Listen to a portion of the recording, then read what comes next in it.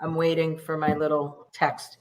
Yes, Rick? All right, so we're going to happen. Okay, everyone, so this is Rachel Rollins. We are in our third amazing iteration of Black Excellence, celebrating leaders in our community. I am so excited to chat with you a little bit, or have you guys watch a conversation we are going to have between my four amazing panelists. We're going to do something a little bit different when we introduce them. Rather than me reading their bios, I was asked once by some young people that I was speaking with, how would you introduce yourself? If you had 45 seconds and had to, in your brain, put the most important things about who you are as a person, who you are as a leader, who you are as an elected or an appointed individual, how would you do that? And what we're going to do is, of course, always pay deference to our Congresswoman, but we have Congresswoman Ayanna Pressley. Would you please start with how you would describe yourself to our viewers? I think with that which has formidably shaped me and been the most defining, that I am Sandy's daughter. I'm my mother's child. And I'm a survivor, and I'm a truth teller, and I'm a policymaker. I love it. That's so good. All right. Representative Holmes, who is well, I'm not going to say all the wonderful things about you. I'm going to let you say some things about yourself. I'll sprinkle those in a little later. But Representative, how would you introduce yourself? What are the most important things about you? I would say the most important thing about me is I'm a Christian, and all the things that I do in my life, I try my best to emulate just the fundamental rules of treat other people the way I would like to be treated, and certainly to always be kind and humble in all my approaches. And so, as a politician, I can say I entered this work really with the same level of energy that I want to take the blessings that I've had through life and take all the gifts I've had from education and everything else, and be a resource for the community that I serve. And just honored to be able to know that folks put a dot beside my name that didn't know me, and they continue to do that. And I'm very happy to work for them every single day. Excellent. We are also honored to have with us the town manager of Winthrop, which is part of Suffolk County, obviously Boston, Chelsea, Winthrop, Revere. We have Austin Faison with us, who I have the pleasure of working with every day, as well as Chief Delahanty, the Chief of Police in Winthrop. So, town manager, how would you describe yourself if you had 40 seconds to introduce yourself to us and these watchers and listeners? Sure. So the first thing I would note is that I'm not elected. I'm actually appointed. So that's a little thing that's unique about me on this board with these other illustrious elected officials. Since everyone's kind of using a theme of connecting themselves to other people, I would say I'm a father. I have a 3-year-old and a 5-year-old child. And when I think of government, I think about kind of the core necessities of why we came together as a community. And I think of taking care of our young and our old and our infirm, and having the interests of my children. And also my grandmother just passed away recently, the older and infirm at heart when we do this work. Is really what brings me kind of the joy out of the job, and helps me with the challenges that I want our community to succeed in meeting. I am sorry to hear about your grandmother, but thank you for that. And then last and certainly not least, we have the fabulous city councilor at large for the city of Everett, Miss Gurley Adrian. And how would you define or introduce yourself if you had 45 seconds to do so? 45 seconds. So my name is Gurley Adrian. It's half my mom's name, half my dad's name. And so I proudly talk about I'm a daughter of 2 Haitian immigrants. I love ice cream. So my husband and I have an ice cream shop in the city where I was born, Somerville. I'm also the first Black woman city councilor for my hometown, Everett. And I've been fighting for equity and having uncomfortable conversations to make sure people feel like they have a voice and somebody that's representing them the right way. I love it. And I am absolutely going to your ice cream shop in Somerville. My parents live right in Cambridge. So that is very, very good. So what we've heard is that we have a couple elected officials on this call, but we also have an appointed official. So if you don't mind, town manager, if we start with you by describing to you, can you tell us how does one become a town manager? Who do you, and aside from the residents of Winthrop, who do you report to? How did you get that position and what made you interested in that position? Sure. So, growing up, I had always kind of been interested in sports law and government.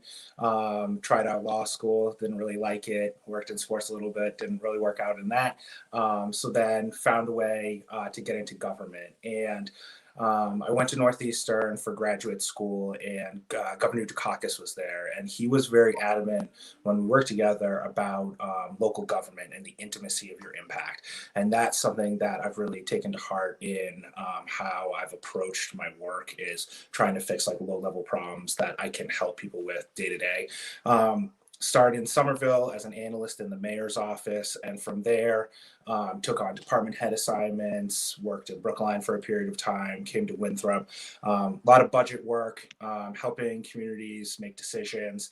I look at my job now as one, helping to kind of be the CEO of a municipality, working for the organization as kind of like the top appointed official, but then also I work with the electeds in town to inform and facilitate. So I don't have a vote in many matters in town, but what I can do is help inform their ability to make decisions on behalf of the community, and hopefully help run an effective and efficient government.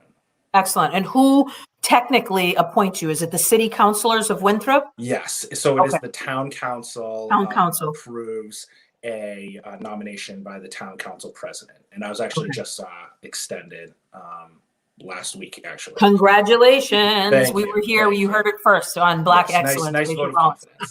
confidence. All right. So Congresswoman, when we hear from the town manager about intimacy, one of the things I think you are so exceptional at is at a national level now, and you've run for office twice and been successful in both. But in your most recent role as a congresswoman, how do you keep a national issue intimate? How do you remain as connected as you are to the Massachusetts 7th while also speaking to the nation about what you do? And if you can also answer what made you make that leap from Boston City Councilor to Congresswoman? First, Madam DA, I just want to say thank you. I think one of the most powerful things that we can do as appointed and elected officials is to use the power of convening. And so you have convened us around this virtual table. And I want to say thank you for recognizing that Black history is American history. And Black excellence is Black history, and it is all around us. It's not just in the most iconic of figures. It is not static, it is dynamic, and it's all around us, as evidenced by the panel. So again, thank you for using the power of convening to bring us to this virtual table, and for affirming that Black history is American history, Black excellence is Black history. And in thinking about the town manager's grandmother, who we did not have the good fortune to meet, but we are meeting her through you. I do want to just acknowledge one of the most recent ancestors that has transitioned in Doris Bunty, who now was an ancestor, but was a trailblazer, the first Black woman to serve in the Massachusetts state legislature, also the first head of a housing authority to have been a public housing resident. And she was a first in all things. And I just wanted to acknowledge her, because when you ask me how I arrived here, I can't not bring into the room people like Doris Bunty and Gloria Fox and Diane Wilkerson, and given my trajectory on the city council, Tom Atkins and Bruce Bowling, and so many others that are our history that don't get enough recognition, I feel. Okay, and how did I arrive at this work? My mother, and on a more practical level, I interned. Any leadership opportunity one could pursue, I did. And I do want to say on the internship, I was an unpaid intern for the office that I now hold 25 plus years ago. I worked 3 paid jobs to do that unpaid internship. And I just wanted to highlight that because that is not anything to celebrate. That has often been a barrier to entry for low-income communities of color, immigrant communities to have access to the political pipeline, because we often could not afford to do things just for the sake of experience and development if we were not also contributing to our household. And that was certainly true for me. And so I'm very proud to say that because of that lived experience, to now answer the second part of your question, DA Rollins, now it is required, it's mandatory that in Congress that we pay our interns a living wage. And I think that's going to be really game changing when it comes to the political pipeline. And so that's one thing that I seek to do in all things, which is to bring my lived experience. I think that is the benefit and the power of having a diversity of perspective, opinion, and thought in the corridors of power and around policy and decision making, tables. So I was also an aide, and I want to hold space for that because I think many people do service or civic engagement only by voting and running for office. And there's a lot of power in being the person behind the person. And there's a lot of purpose in being the person behind the person. And so I was an aide for a member of Congress for 4.5 years, and then for a United States Senator for 11 years before being elected to the City Council, where I served for 8 years. And now I'm in my second term as a member of Congress. Okay, now, and then you said, how do I keep things intimate? By doing what you're doing, power of convening, remaining connected. I work in Washington, but I work for the people of the Massachusetts 7th. And I practice the people closest to the pain should be closest to the power, driving and informing the policymaking. And that means being intentional and deliberate. And that does mean 15 more virtual tables like this, 100 more phone calls, 50 more emails, 20 more one-on-one conversations. But it's important to me that the people in the Massachusetts 7th feel seen and heard, and that they are co-architects in the developing of legislation. I love it. I love it. And it's harder for you, right? Because when we look at the town manager, you live in Winthrop, right? I'm the DA of Suffolk County. I'm the only person out of all of my staff that must live in Suffolk County, right? Girly, when we go to you, counselor, will you talk to me about, hearing now that the town manager and our congresswoman have had unpaid or paid internships? We know that the town manager worked in Somerville and in Brookline. We have the congresswoman who's been an unpaid intern, an aide, and a paid intern, et cetera. How did you one day wake up and say, in addition to my fabulous ice cream store and being as exceptional as I am going to change the city council in Everett, right? Which, I will just say my own opinion, needs some infusion of some newer people from Everett. Everett is ever evolving like many of our places. Walk us through your journey, if you wouldn't mind, about how you got to one day waking up and saying, I'm going to do this. Yeah. And DA, I just want to say my appreciation for you always. I'll never forget that Saturday morning when you called me and you talked about being there for me and if there's anything I needed from you. So thank you so much for that. So I think my journey is very different. I always wanted to be in politics. I always wanted to come back to Everett and run for office. That was something ever since I was 10 years old. I still talk to my 6th grade teacher and she'll tell you, Girly was walking around talking about how she was going to be running for office. So at the time when we were living in Everett, my mom, she's a certified nurse assistant, right? A lot of Haitian people do that work. And, she was working 2 or 3 jobs just to help, because I went to private school. So I went to Catholic school and she was working to make sure me and my brothers can go there. And one day, I remember it was really cold. It was wintertime around this time. And I said, Mom, so who could help us with, the bills or the heating and et cetera? And she said, well, you know how you read those local newspapers? I used to read the local newspapers every Thursday. and it would be about the mayor and the city council. She's like, those people. And I said, well, Mom, I'm going to be one of those people one day. And so when most politicians wanted to go to law school, so that was my track. I went to Temple University down in Philly for 2 years on a pre-law track, interned at the prosecutor's office, and I said, I got to change the policies. I got to be behind the seat. So I said, you know what? I'm going to get out of this, go into business, do something a little bit different. And when I figure out sort of how I'm going to make a bunch of money, I was going to run for office. And so after living in New York, living in Philadelphia, I decided to come back home to Everett and to do that, to run for office. I noticed things haven't changed. So when I ran and won, I was 30 years old. So to come back 20 years, and the person who was mayor at the time when I was 10, I'm serving with on the council right now. It's just remarkable. But that was what I wanted to do. I wanted to come back to my hometown to show what real representation, what real leadership looks like, and to work for the people. Thank you.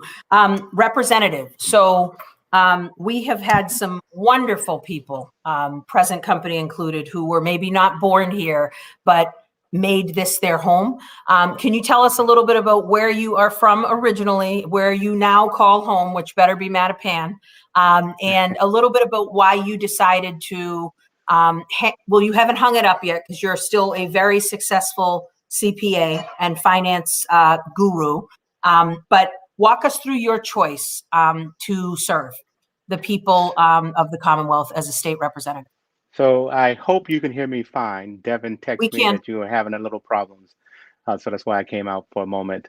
But I entered this space from multiple facets. I can tell you I got this question recently that we were on a call, and Gurley heard me talk about how I entered it through the transportation view of this, which was around what happened along Blue Avenue. But today I'm going to enter it, tell you how I got here just from my awakening, which is something I shared with Ayanna. We were at Boston Latin, and we were at Boston Latin. Unfortunately, after the incident happened with the Black students, and for whatever reason, Ayanna, myself, Tito, and I think it was Byron Russian had to come into our awakening moment. And my awakening moment for when I became Black or understood Blackness was, to your point, I was born in a town that is all Black. It's a town called Mount Bayou, Mississippi, one of the largest all Black towns in this country.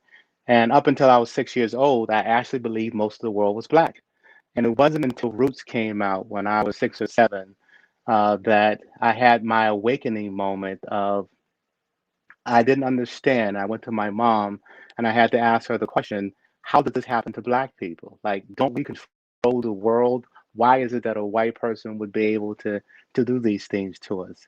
And just that awakening then, of course, leads into all the things that I did here. My dad moved to Boston when I was very, very young, literally not born. He moved here in the month that I was born to go to school. And then I spent most of my summers here in Boston with my dad and most of my school years with my mom, and some years that would switch. And so to Gurley's point, I wanted to represent the neighborhood that I grew up in, not like Gurley. It actually just happened as I got later in life, I should say. I was doing all the community things, cleaning up my street, fighting for different things in the neighborhood. And literally when Representative, I'm drawing a blank, when the representative before me retired, I said, no, if she can do that job, I can do this job as well. And so my wife and I jumped in and just said, this is how we're going to try to do it. And we haven't turned back just from serving everyone in the community. So for me, it's just a natural fit. I was already doing things in the neighborhood and thought that this would just be another way for which I can serve. Willie Mae Allen, retired. I apologize. Couldn't think of her name for a moment. Excellent. So town manager, you are, I looked up Winthrop. It is over 80% white, and you have ascended arguably to the highest ranking person. And I know the city council is very deeply important, and the city council president, of course, and we pay all due deference and respect to them. Walk me through no, you did not run for office, but I am assuming you didn't just wake up one day and this just dropped on your lap. Like, you had to be exceptional at what you did. You had to be a leader that people were able to see your skill and your keenness and your ability to, I am assuming, collaborate and get things done. Can you walk us through where that came from inside of you? You can say like Northeastern MBA, right? Or whatever. I get that. But what are the real experiences in your life that have made you become sort of a coalition builder, a person that is smashing ceilings and cement walls and leading in places where oftentimes people who look like us aren't leading? Yeah, it's humbling to think of that sometimes, to have that put in front of me. So I'm actually, my dad actually grew up in Everett, and so did my grandmother, who I mentioned before. My dad was a basketball player, and actually on my birth certificate, it has professional athlete for my dad's chosen profession. But so he was a coach, and I've been around athletics at a collegiate level since I was young. And seeing how people operate within a team and a group taught me a lot from when I was very young. And that being there and being around that team offered me experiences of, I have a younger sister, but I didn't have older siblings or like young uncles or anything like that. So these were the younger men that I interacted with. This was at the University of New Hampshire. So I'm predominantly white place as well. Some of the only, and Tito Jackson actually alum there with the football team, knew my father, but a lot of the minority athletes we would kind of come across. So those were kind of the people that I got to know, and they just were leaders on the campus. So I was always around kind of team building activities and always thought about working in a group. And then what really has pushed me a lot is thinking about when you talk about some of like the first things that Representative Presley was talking about, going back to my grandmother. She was she was a Black woman, only Black woman in her nursing class in Cambridge City School of Nursing. Basically opened the endoscopy center at Tufts Medical Center back when it was New England Medical Center. Back in the 80s when people wouldn't treat people with AIDS, my grandmother was one of the only nurses in the country that would treat AIDS patients that were in endoscopy units and stuff like that. So I've had these examples between my grandmother, my father, and other people in my family serving in the military and serving in different public safety roles of this is our community. This is what we do for our community. And it doesn't necessarily matter if everyone in our community looks like us. If we have the ability to help the community and we have the ability to do things that will help bring our community along, we're going to do that. I knew, growing up in New Hampshire, a lot of campaign stuff, smiling and dialing from a young age. But those types of things are the things that were instilled in me from a very young age. And just having a Black father and a strong Black man kind of teaching me, this is our history. It may not be what you learn in school all the time, but you're going to know about Black leaders and those types of things. There's a reason why my son's name is Cassius and has Muhammad Ali pictures up in his room and stuff like that. It's the same type of stuff that I want the time noted, the day that the moment I fell in love with the town manager of Winthrop is whatever time it is right now. Well, yes, Muhammad Ali, every day, all day, every day. So my son's name is Cassius. Zoe is it's Greek for Eve, so that's pretty good too for my daughter. But yeah, Cassius was a name that I'd always kind of liked. But those types of people who are just pillars of our community were introduced to me from a young age. So between my own family and the people I was introduced to, made me always kind of not see the ceilings and not see the limitations of what I could do. It was always just put upon me, you're smart, you're driven, go do what you're going to do type of thing. And I've kind of taken that and run with it. I love it. Congresswoman, when do you think you came into yourself? Do you think you are there? I think if I had to say, as a relatively confident person myself, when I see you, I am just in awe of the sureness and confidence that you exude from every pore on your body, every perfectly, gorgeous pore on your body. When do you think you got that? Have you always had it? Is it something relatively new, and is it going to get, and the answer is yes, even stronger moving forward, as you were saying? Like, so gracious and generous of you to say that. And I do want to say it was interesting that when you asked each of us to describe ourselves, that none of us, except for Gurlee, noted, Black culture or heritage. I thought that was very interesting, maybe because it's understood. We're a part of a Black excellence panel, but I do want to say that I think I was politicized and radicalized early on as a Black woman. That is very important, because a Black woman was pouring into me and who believed that a parent is a child's first teacher. So my first coloring book was coloring the Black liberation flag, learning Lift Every Voice and Sing. My mother read me, instead of bedtime stories that were children's books, she read me the speeches of Barbara Jordan and Shirley Chisholm and told me outright, to be Black is a beautiful thing. It is something you should be proud of. So I think I had that, a spine of cultural pride, but that I was being born into a struggle. And she had an expectation that I was going to do my part in that struggle.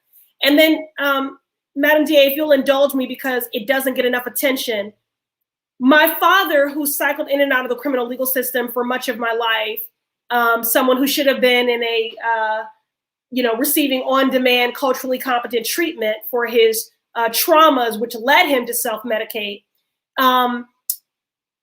is a gifted man and a voracious reader. And he really, from behind the wall, was parenting me and informed my love of language. And I didn't read his letters because I was very resentful that he was not with us, but I read every book he sent me.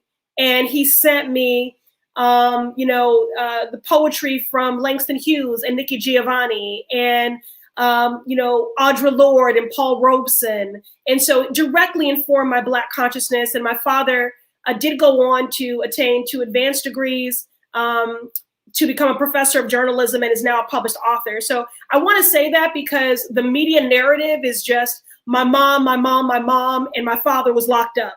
And, I just wanted to, say that I am proudly Sandy's daughter. And I say that because my mom is transitioned. She's now an ancestor. So I hold that special place for her. But my father was parenting me from behind the wall.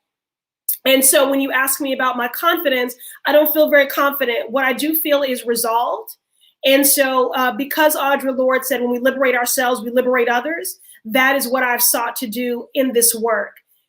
Why I ran for the Boston City Council is not only because people recruited me, because I said no many times to that. It was because, DA Rollins, I was serving on every nonprofit board and volunteering for any effort that supported girls in their safety development and wellness, because I'm a survivor of a near decade of childhood sexual abuse and also campus sexual assault, because I grew up in a household destabilized by intergenerational trauma, poverty, addiction, all of these things. And I would give all these girls my phone number, and they were calling me at all hours of the night. And they would say, I just came out to my parents. They kicked me out. I need a place to stay. They would say, I can't afford feminine hygiene products. Can you help me? They would say, there's a relative in my family, that makes me feel very uncomfortable. I know you've gone through something similar. Can you help me? And I realized that all those things that had plagued me as a child, that I thought I just had a mark on my life, that it was just my fault, because that's what society tells oppressed and marginalized people by systems, right? That's what Doris Bunty said. She said, being poor is not a character flaw, but we think all of these things. And so the more I talked to these girls, the more I realized that systems had failed them, and that that I wasn't an anomaly, that they were not anomalies, that there were systemic pervasive issues that needed to be addressed, and we needed gender-specific and responsive programming and policies. And that is ultimately why I decided to run. So you humble me by saying that I present as confident. I think really what I am is just resolved. And I'm doing my own healing too, and doing the work of liberation for other people.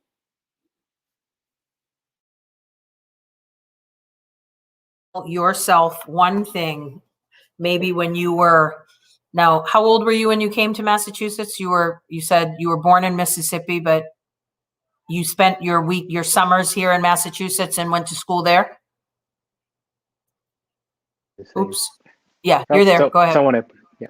So I spent literally, my dad came here when I was 15 days old. My mom got pregnant with me when she was 14, had me 17 days after she turned 15. My dad was a senior, she was a 10th grader.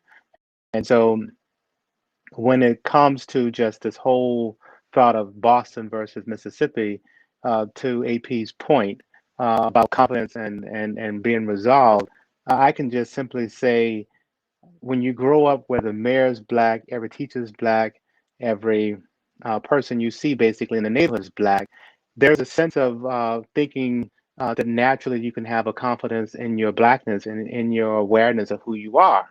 And so that's what I meant by when I said when Roots came out, I was just astonished. Like, there's actually some folks who actually believe that they can actually outperform us. That was just unusual to me. And I can tell you, the first time I had a white teacher, um, it was a surprise to me because my mom had moved to the town that's more majority white, I would say balanced. And she said, okay, we're going to now put you in a different school, which was the better school, which obviously, growing up in the South, you kind of know one side of the tracks, for those who don't know, still one side of the tracks was black in the South, one side of the tracks was white. And at the movie theater, the college, and things of that nature on the white side of the track, and the better schools, which should not surprise anyone with what we've seen around this country. And so I did come up, and the other thing I would just say, I don't know other people want to speak, but when it comes to education and when it comes to just life and just not knowing things, I tested in the 8th grade to get to the Latin school and did not know what that meant. And so when we have this conversation around schools, is one of the things that tear me apart. That when I left, my mom said, "Bring the boy home this year." That was kind of like the instructions, it bounced back and forth. And so here it is. We were not aware enough around education that testing into Latin was something important.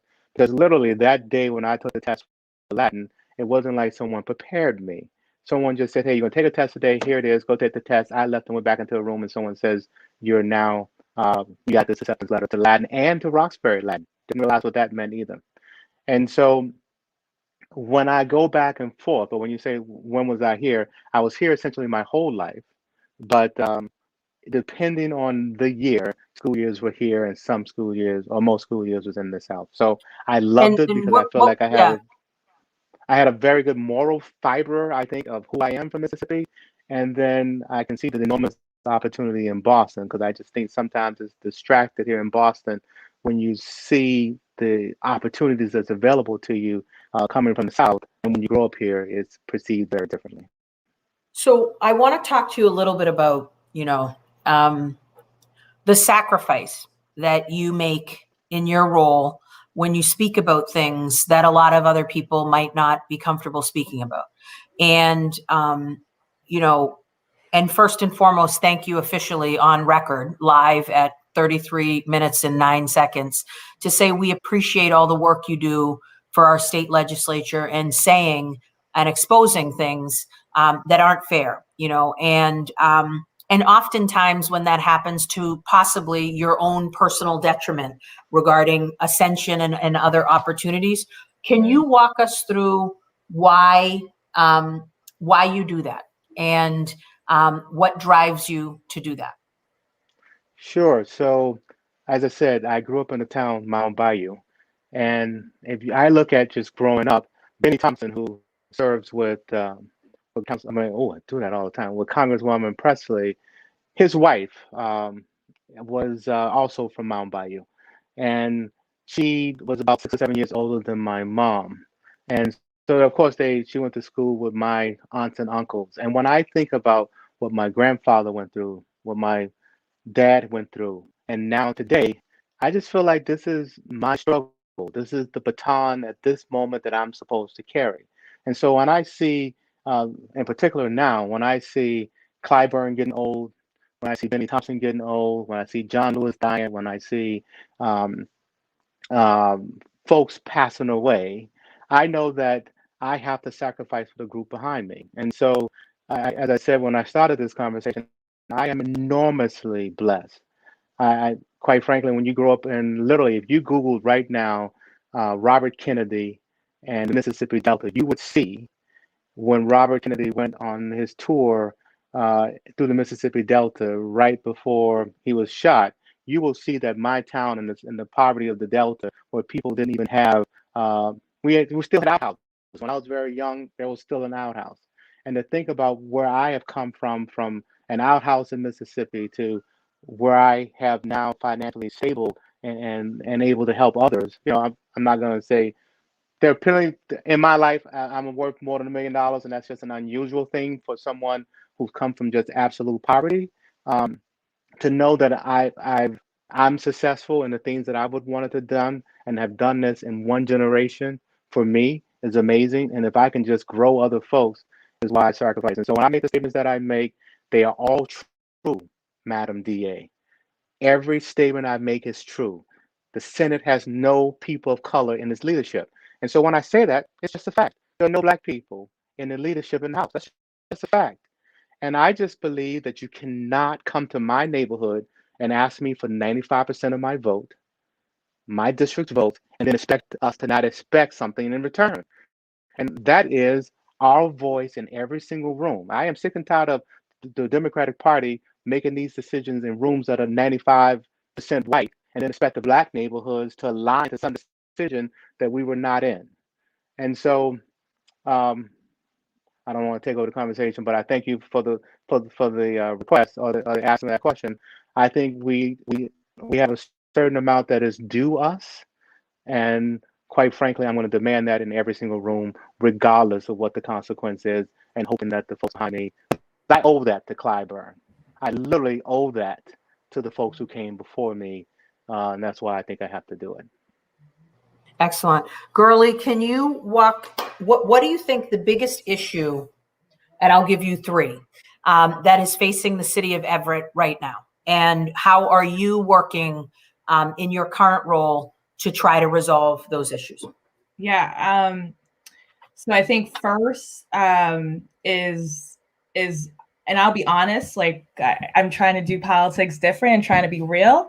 The systemic, the racism, the inequities. I see it every day through my phone calls and my messages and my emails from my constituents, just how they're being treated from City Hall. And particularly like when you look at Everett, that is so diverse, right? I think we're the #2 diverse city in the Commonwealth of Massachusetts. We have a lack of Black leadership. We have a lack of Latino leadership. To only have one Black city councilor, to have one Latina, one Asian. And it's just, for me, it's disheartening because when you're talking about issues and being on the forefront, and I always give this an example to a city councilor who was there for 8 years, and he's like, girl, you're always talking about inequities. You're always talking about racism. You're always talking about that and how there's not people of color on boards and commissions or City Hall senior positions. I say, yeah, because these are what the issues my residents are talking about. They don't see it. They don't see people like me in those positions. So how are we going to change it? And he told me, he's like, girl, I've never had a resident talk to me about that. And I said, for 8 years, you've been in office in Everett and not one person has talked to you about racism or the equities in the city? He said, no. I said, give me 5 minutes. Give me 5 minutes. I found a gentleman. I said, I want to introduce you to the city councilor. Can you talk to me about racism that you felt in Everett? The man spoke to the council for 20 minutes and he pulled me to the side. He said, girlie, I've never had anyone talk to me about that. I said, that's why you need people like me at the table. Because I hear this and I see this and I'm fighting for this and we need changes. And so I talk about that openly and honestly all the time because my colleagues won't. And they claim they never hear about it, but I see it. #2 is housing, the lack of affordable housing, right? We know that rent has gone high. A lot of people are moving out of Everett, sadly, because it's starting to get a lot more expensive. And so trying to create policies where we can create affordable housing. Recently, we had a meeting about the linkage fees, and linkage fee is where developers will come in and pay into a fund, and that fund could be used for housing. And my colleagues, it was interesting, developers were calling my colleagues to break it, to make sure it doesn't pass. I mean, I talked about how I didn't get not one call from a developer about it because everybody knows how I felt about it. But it was just interesting to see how half my colleagues were like, we don't want this. And I'm like, come on, you guys, we have nothing for affordable housing in our city. What is your solution? And we had a counselor say, oh, if we have this fund, this is not going to help create affordable housing. I'm like, what? You clearly don't know what you're talking about, but this person has been on the council for 10 years. So when I tell my friends, like, we have people like this making decisions about affordable housing or about home ownership, it's so sad. And number three, I will talk about it. I know they don't like to talk about it, but I'll say police reform. I've been trying to work with the chief of our police on police training and how our officers are treating residents, particularly people of color. I have tried to sit down with our chief a few times to have some community talks, and he is not open to it at all. But that is something that I'm continuously to push for. And I continue every single month to make recommendations to him that he will not willingly accept, but at least I'm talking about it and put it on the council floor because that's what I hear from my residents. So those are my top three. I'm unmuted. What are the three things that your constituents in Winthrop are dealing with? What would you say the three biggest issues are right now in Winthrop? Sure. So I would actually agree that housing would be the number one item as well. Winthrop has the unfortunate record of both being the only community that is aging and contracting within like 495. So while everyone else is getting younger and growing in size, Winthrop is becoming smaller in size and population and older. We do not have a diversity of housing stock. We don't have places for people to move into out of the single family houses that they may have grown up in. We also have a community that the zoning is based off of almost what you would see in similar to like a vacation community on the Cape or something like that, where the houses are very close together.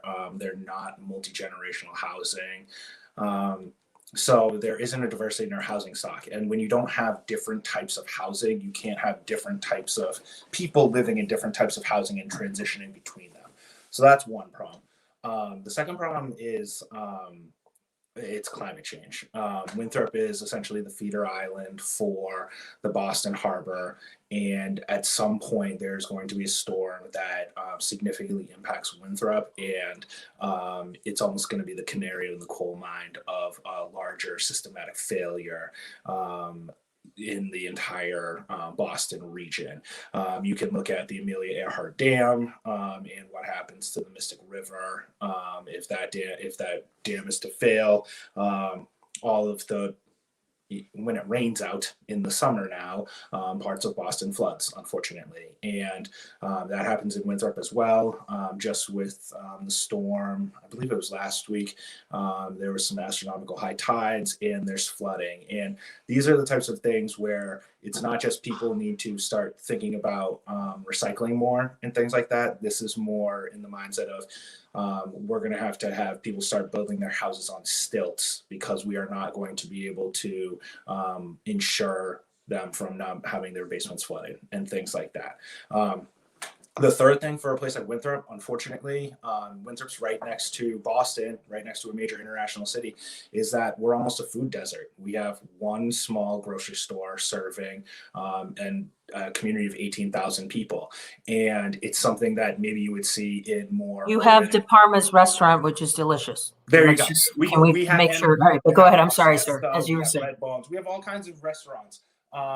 What's peculiar, though, is that we have a small grocery store that's actually having a hard time with its own rent. So this community itself may be left without a normal, although small-scale grocery store, which, again, this is something that we look at in the more urban areas of communities, but this is something that's happening in what some neighboring communities would call like a little bit more of an affluent, upper working class community type of thing. So these are very real things, but the housing is ultimately the most important. This is not just a Winthrop problem or a Boston problem. It's a regional problem. We need 200,000 units more of housing in the next 10 years. There's a real need for a lot of housing to absorb the number of people that want to come work with all of us and help make this region a great place. Oh, you just muted yourself again. Sorry. One of the things I want to give you a shout out for is there was unfortunately a race-based incident that happened in Winthrop a few months back. The town manager and the chief of police asked for the DA's office to do an oversight just to make sure that the investigation was conducted appropriately. We are going to have a series of conversations for the town of Winthrop about just inclusion, equity, hate speech, and put this individual that engaged in the behavior on notice that we are aware of what is happening, and if it occurs again, we will be bringing charges. Too much information, but unfortunately, in certain circumstances, we need repeated behavior. This is Representative Holmes, possibly a legislative change where, I say back to my staff, so screaming out the N-word once isn't good enough. It has to happen 3 times before we think it just, that's our next meeting. But Congresswoman, do you mind walking us through, and I will not keep you to 3, but I might keep you to 3 to 4 minutes, walking us through on the federal agenda for you. What are the pressing issues you see right now, not just for the Massachusetts 7th, but for our country?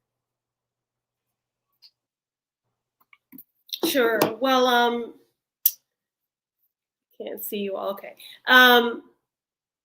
So the Massachusetts 7th Congressional District is a district that is 53% people of color, nearly 40% foreign born, close to 40% single female headed households. So this is a district that is diverse, it is vibrant, it is dynamic. The main drivers of our economy are healthcare, financial services, higher education. And this is a vibrant district and one of the most unequal in the Commonwealth and in our country, where in a 3-mile radius, life expectancy from Cambridge to Roxbury drops by 30 years. And median household income by $50,000. And so the policies of the last 4 years have certainly further entrenched inequities and disparities and racial injustices. But those inequities are not new. And as I have to remind people, they're also not naturally occurring. These have been legislated, legalized, very precise harms. And so that's why I ran for Congress, because there was a lot of talk about Trump, but again, these inequities and disparities existed long before he descended that escalator at Trump Tower. And the fact that, he left the White House twice impeached by the Democratic majority-led House and on a helicopter does not mean that there is no longer white supremacy. White supremacy is the host and home for systemic and structural racism. And so it's incumbent upon me to advance policies that are as precise and prescriptive in equity, healing, and justice as they have been precise in hurt and harm, disproportionately foisted onto Black Americans and other marginalized groups. So when I say policy is my love language, anti-racist and pro-Black policy is really my love language. And so that's the work that I'm doing every day. In terms of those sort of priorities, I will not pontificate why these things are important or what the impact is. I'll just list them in the interest of time, because I've already taken up 2.5, 3 minutes of my 4 minutes. So I serve on the Financial Services Committee and I serve on Oversight and Reform. I serve under the leadership of our chairwoman, Maxine Waters, and that committee allows me to address the issues that I ran to address, to close the racial wealth gap, to grow Black home ownership, to address the student debt crisis, to address the affordable housing crisis, to get people to understand that monetary policy is racial policy, to make it easier for people to rehab and repair their credit. So these are all the things that I work on the Financial Services Committee. So a big issue that I'm working on now is the canceling of student debt. And contrary to what might have been reported recently, and I know it was clarified today at the press conference, at the White House press briefing rather, but President Biden does have the authority by executive action to cancel student debt. And myself and Senator Schumer and Warren and Representative Omar are seeking for a $50,000 cancellation because it will make great strides in closing the racial wealth gap. How? Well, 85% of Black students are borrowers because it's the only way they can pursue higher education. They are also 5 times more likely to default on those loans than their white peers. We have 855,000 federal borrowers in the Commonwealth of Massachusetts. The average borrower has about $30,000 worth of debt. So I know I'm throwing a lot of numbers, but this is a $2 trillion crisis. And I know people think it's a millennial and a Gen Z issue. That is not true. The fastest growing population of student loan debtors are 50 plus. I have 76-year-olds in my district who are still paying student loans. I have teachers who have lost their licensure to teach because they defaulted on loans when they earned those loans so that they could go on to be educators. So I have both written legislation to cancel student debt because it is an economic justice and a racial justice issue and critical to our economic recovery from this pandemic. But I'm also lobbying this administration to cancel it outright with the stroke of a pen by executive action. So on the racial wealth gap, I've introduced legislation called baby bonds, which I'll talk about some other time, or you can Google it, but believe me, it will be game changing.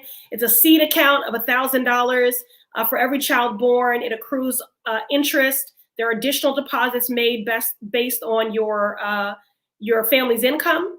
And when you turn 18, you can access those funds for allowable uses, including to purchase a home, to pursue higher education, or to start a business. It has the potential to be very transformative. And so that's called the American Opportunity Act, also known as baby bonds. And then the third thing I would just list is I am working diligently to not only radically reimagine our criminal legal system, introducing bills and championing everything from how to end our push-out crisis, the criminalization of Black girls in our schools, abolishing the federal death penalty, and so many other things that, Madam DA, you have been an incredible partner on. But the most important issue right now is the pandemic, and that we have an equitable public health response and equitable vaccine distribution, which is why I have been centering data throughout this. And because of a bill that myself and Senator Warren wrote, now the CDC is required to collect racial demographic data. Previously, they were only collecting age and gender when it comes to coronavirus infections. We knew anecdotally that our community would be hardest hit, but you need the data because that which gets measured gets done and it informs the marshaling of resources. We are now lobbying the administration to also collect anonymized racial demographic data on vaccine recipients for the same reason, so that we can ensure that we are not doing vaccine redlining and denying access to the vaccine to the communities that have been hardest hit.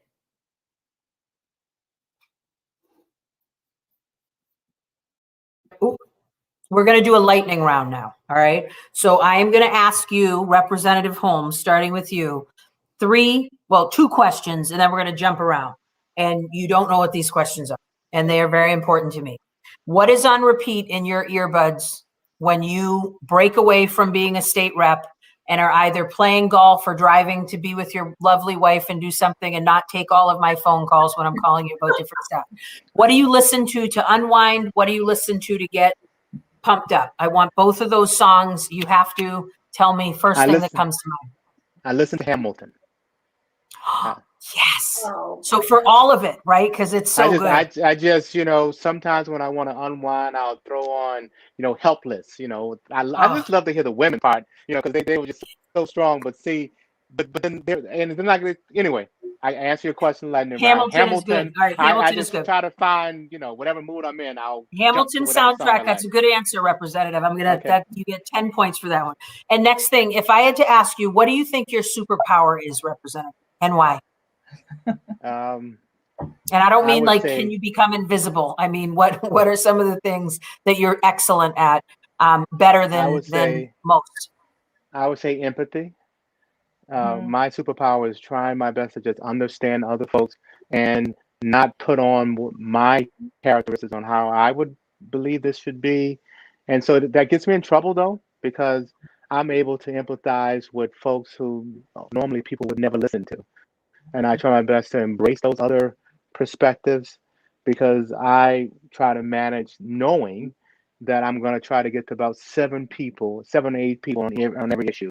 And so I just have a thing where I can listen to your perspectives, but I will never try to get to the person who is farthest left or farthest right on whatever issue and try to find a place where 7 or 8 of us can agree. And so just listening to everyone is what I try my best to do. I love it. Town manager, what is on repeat in your earbuds? You need to relax away from your children or not deal with some crazy thing happening in Everett and you're getting pumped up. What are the 2 types of music and what would they be? And don't lie. I would say. Don't lie. I will find out this answer. Yeah, you know my wife. So I'll find out. I have ways, sir. I have I would ways. say the unwinding is probably Kid Cudi. The pump up stuff is, always go back to my like Watch the Throne, Jay-Z and Kanye type of stuff.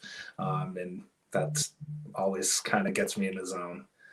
So love it. I would say those would be my picks. And what would be your superpower?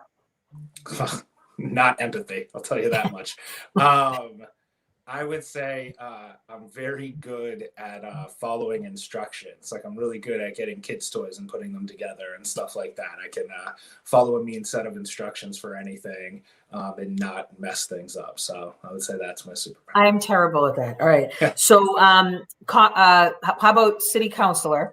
What is on repeat in your earbuds? I want to hear some West Indian, as a fellow West Indian myself, but you don't have to say that. But what do you listen to sort of relax or get up?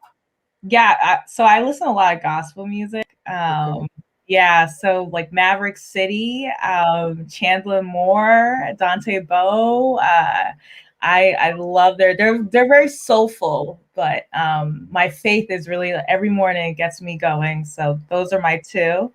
And your superpower, what would that be? Yeah, I think I have to go with Russell with empathy. The same. I can listen and I can be there. I'm compassionate. I have like 11 best friends and they'll all tell you that I care so much about people and I have a big heart. And people say I'm a little naive because of it. So But I love that. I think that's wonderful. And Congresswoman, what would you say? What are you listening to on repeat, maybe as a family or just when you're alone by yourself, back and forth between here and DC? And then what is your superpower? Okay. I'm going to be greedy, so I have to mend your question a little bit because I have to be transparent. The thing that relaxes me the most is marathons of SVU Law and Order. I am a super fan. I probably know every episode. I literally have a hoodie that says, and these are their stories. I have a mug, Olivia Benson goals. Love it. And so, I think, so what's my superpower? Like, I'm a justice seeker. And I really do think that that's why I love Law and Order SVU so much is that, in real life, justice has evaded us so often. We're seeing more of it because of our incredible DA, but at least I could get some of that in fiction. Okay. Now on music, I love 90s R&B. That's it. Okay. Just respect the aunties. Okay. Jagged Edge, Mary J, 112, Faith, Jodeci, and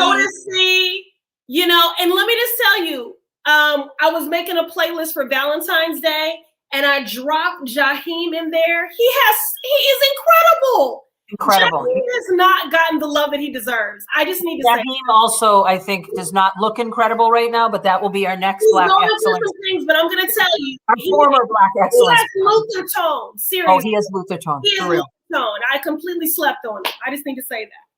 I love it. All right. So, guys, we are nearing the end, but I want to tell you, it warms my heart to look and see that we have municipal and, town and city, state and federal leaders that are as exceptional as you are. We are going to, hopefully at the end of all of this, I've asked all three of my panelists about the music they listen to. We're going to try to put a playlist together for you guys to say thank you, so you can hear what the young sort of community leaders, their music and their choices there, all the way up until the elderly group I've assembled here today. All jokes aside, you guys have been wonderful, but we appreciate you. Keep up the good work. One of the things that we didn't have time to ask, but we will be reaching out to you about, is us working together more and making sure. One of the greatest things about the electeds of color that meet every 2 weeks in Boston, and town manager and councilor from Everett, we are going to be reaching out to you soon about how we can all assemble more often and see whether we can offer some of our real superpowers or putting things together. Town manager, now I'm going to be calling you about stuff like that, but truly whether we can work together on making the Commonwealth better, because I think that's why all of us have stepped forward for these jobs. So thank you. I appreciate all of you. Go enjoy your life tonight. All right. Thank you. Bye-bye.